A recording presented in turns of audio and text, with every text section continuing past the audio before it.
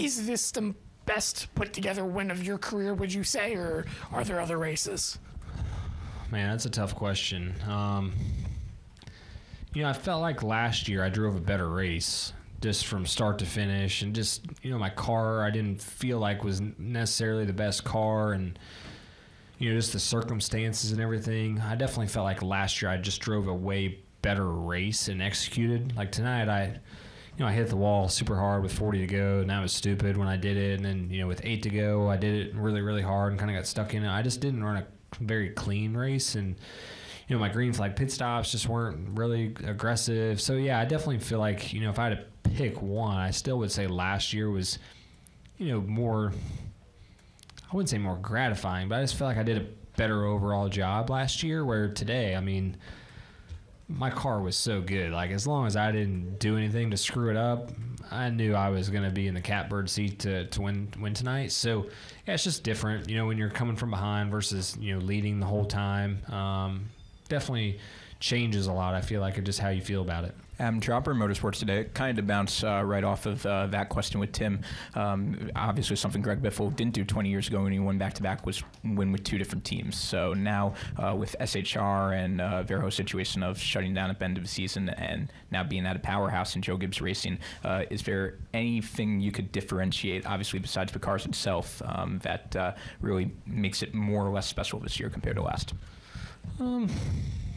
No, not really. It's special. Anytime you win in the Cup Series, it's special. It's just such a hard thing to do. So, yeah, I don't know. I remember after Pocono, I talked about how, it just didn't feel as cool to win. Or it just didn't feel the same, right, as all my other wins. But tonight definitely felt different just because you dominated. And, it definitely feels different than Pocono. But I would say still, last year just the feeling of winning with such a underdog team, and just the situation that it was, and winning your way into the playoffs, it definitely, they're both cool, but I would say that one, and plus it's your first crown jewel, it feels different when it's that. But tonight it's still definitely special for sure. Zach Moore for Rolling the Bottom. Chase, you talk about how good this car drove. Is this one of the best cars you ever driven in NASCAR? Because it seemed like you were just unstoppable. Then he got the lead there on a restart. You passed him a couple laps. Reddick did the same thing. He got him on a restart, cleared you, and you, a couple laps later, you got him back. We talk about how dirty air is such a big factor. It seemed like dirty air really didn't affect your car. And the only time you were really vulnerable was near the end. You still held him off. Bell came in victory before the race started tonight. Me and Bell were talking. I told Bell, I said, I feel like I'm either going to be in the top 3 all night, or I'm going to be lapped down by lap 70. I didn't know what to expect. And we were talking about the 14 car and just, what it did so different. And I told him in victory lane, I said, man, that thing was pretty close to the 14, I think. I think that, my car was probably a little bit stronger tonight on the short run. But on the long run, I think the 14 was still better, but I could build such a much bigger gap with this car.